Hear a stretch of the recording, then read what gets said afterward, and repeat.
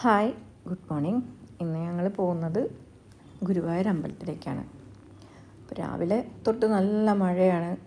അറിയാലോ ഇന്നത്തെ അവസ്ഥ എന്തായിരുന്നു എന്നുള്ളത്. നല്ല പെരുമഴ. രാത്രി കറണ്ടില്ലായിരുന്നു, ഉറങ്ങാൻ പറ്റിയില്ല. അങ്ങനെ എഴുന്നേറ്റ് പോവാനൊക്കെ ലേറ്റായി. ഞങ്ങളിവിടെ എത്തുമ്പോൾ 2 മണി. ഫസ്റ്റ് കയറിയത് പെരിങ്ങോട്ടുകര എന്ന് പറഞ്ഞ അമ്പലത്തിലാണ്. അതൊരു ദേവസ്ഥാനം, ശിവപാർവതി അങ്ങനെ എന്തോ ആണ് അമ്പലത്തിൻ്റെ പേര്, എനിക്കറിയില്ല. പെരിങ്ങോട്ടുകാരെ എല്ലാവരും അങ്ങനെയാണ് പറയാം. അവിടെ ചെന്ന് ഞങ്ങൾ വഴിപാടെല്ലാം കഴിച്ചു. പിന്നെ അവിടെ ഫോട്ടോസൊന്നും എടുക്കുന്നതിനൊന്നും ഒരു പ്രശ്നമില്ല കേട്ടോ.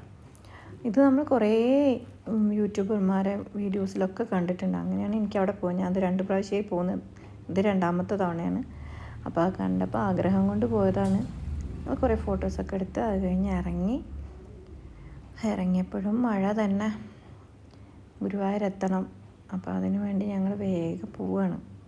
അവിടെ റൂം പറഞ്ഞിരിക്കുന്നത് 3 മണിക്കാണ്. അപ്പോൾ അതുകൊണ്ട് ഞങ്ങൾ മഴയായതുകൊണ്ട് റോഡെല്ലാം വെള്ളം നിറഞ്ഞ് കിടക്കുകയാണ്. വണ്ടി പേടിച്ചിട്ടാണ് വണ്ടി വഴിക്കൂടെയൊക്കെ കൊണ്ടുപോയത്. സൈലൻസറിലൊക്കെ വെള്ളം കയറിയാൽ എല്ലാവർക്കും അറിയാമല്ലോ എന്താ സ്ഥിതി എന്നുള്ളത്.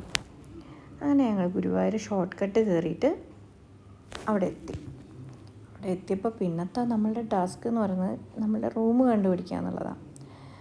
റൂം കിടക്കുന്നത് കിഴക്കേ നടയിലാണ്. ഗൂഗിൾ മാപ്പിലൂടെ ഞങ്ങൾ കുറേ കണ്ടുപിടിക്കാൻ നോക്കി. അങ്ങനെ അമ്പലം കംപ്ലീറ്റ് ഞങ്ങൾ ചുറ്റി. വൺവേ അല്ലേ, അത് ചുറ്റി വന്ന് അതിന് ചുറ്റും നടന്ന് അവസാനം ഞങ്ങൾ മെയിൻ പാർക്കിംഗ് കയറ്റി വണ്ടി ഇട്ടിട്ട് ആരോടോ ചോദിക്കാൻ പോയി. ചോദിച്ചു വന്നപ്പോൾ പറഞ്ഞ് ഇതിൻ്റെ നേരെ ഓപ്പോസിറ്റ് റോഡിലാണ് റൂം കിടക്കുന്നതെന്ന്.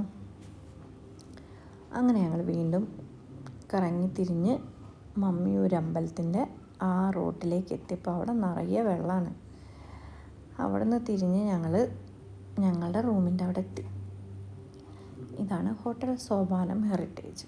എല്ലാവരും കേട്ടിട്ടുണ്ടാവും. എനിക്കത്ര വലിയ ഇഷ്ടമായില്ല. ഞാൻ പറഞ്ഞ ഹോട്ടലൊന്നും എടുക്കാഞ്ഞിട്ട്. എനിക്ക് ആ റൂം ഭയങ്കര ഇഷ്ടമായിട്ടുണ്ടായിരുന്നു.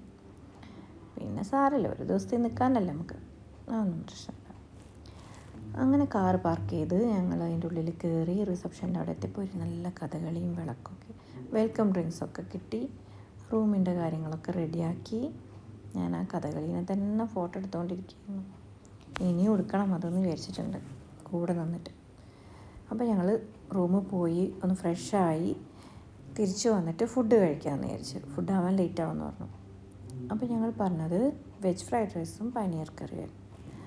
നല്ല വിശപ്പിടുന്ന സമയം 4:30 മണിയായി. അത് കഴിഞ്ഞ് ഫുഡ് കഴിച്ച് പുറത്തിറങ്ങിയപ്പം അവിടെ സ്വിമ്മിങ് പൂൾ ഉണ്ടെന്ന് പറഞ്ഞു. അപ്പോൾ അതൊക്കെ നോക്കി കുറച്ച് പ്ലാൻസൊക്കെ കണ്ടപ്പോൾ അതും കുറച്ച് വീഡിയോസൊക്കെ എടുത്ത് ഹസ്ബൻഡ് അത് പേ ചെയ്യായിരുന്നു. ലഞ്ചിൻ്റെ നമ്മൾ അപ്പം തന്നെ ബില്ല് പേ ചെയ്യണമെന്ന് പറഞ്ഞു. അങ്ങനെ ആ സ്വിമ്മിങ് പൂളിൽ ആളുള്ളതിനോട് എനിക്ക് അത് എടുക്കാൻ പറ്റിയില്ല. അവിടെ ആരൊക്കെയോ കുളിക്കുന്നൊക്കെ ഉണ്ട്. അങ്ങനെ ഞങ്ങൾ കുറച്ച് നേരം ബാത്റൂമിലൊക്കെ പോയി ഫ്രഷായി തിരിച്ച് വന്ന് നൈറ്റിൽ അമ്പലത്തിലേക്ക് ഇറങ്ങി. അമ്പലത്തിലേക്ക് 300 മീറ്ററേ ഉള്ളൂ ദൂരം എന്ന് പറഞ്ഞിരുന്നു. അതുകൊണ്ട് ഞങ്ങൾ നടന്നാണ് പോയത്. മഴയുണ്ട്, വെറുതെ ഒരു രസമല്ലേ അമ്പലത്തിൽ കൂടെ നടന്നിങ്ങനെ ആ ഒരു നൈറ്റിലുള്ള ആ ഒരു ഭംഗി കാണാനായിട്ട്. ആൾക്കാരില്ല എന്നൊക്കെ വിചാരിക്കും നമ്മൾ, മഴയായതുകൊണ്ട് നല്ല ആളുണ്ടായിരുന്നു. ഞങ്ങൾക്കൊന്നും നടയൊന്നും ഫോട്ടോസൊന്നും ഒരു ക്ലിയറായിട്ട് കിട്ടിയില്ല. അങ്ങനെ ഞങ്ങൾ അമ്പലം ചുറ്റി വന്ന് പ്രസാദം കിട്ടാൻ വേണ്ടി വഴിപാടൊക്കെ ചെയ്തു. അവിടുത്തെ മെയിൻ പ്രസാദം എന്ന് പറയുന്നത് നമ്മളുടെ എന്താ പറയുക, പഴവും ബട്ടറും പഞ്ചസാരയൊക്കെ അല്ലേ. അപ്പോൾ അതൊക്കെ വാങ്ങി. പിന്നെ ഞങ്ങളിതാ ഈ കൂവളത്തിൻ്റെ ആ മരം നിൽക്കുന്ന നട, എനിക്കറിയില്ല, പേരൊന്നും അറിയില്ല. അപ്പം ആ നടേൻ്റെ അവിടെ നല്ല രസമുണ്ടായിരുന്നേ.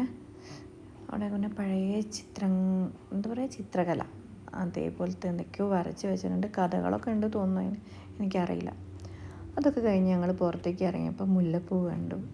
ഞാൻ മുല്ലപ്പൂ വേണം പറഞ്ഞു, നാളെ രാവിലെ വെക്കണം.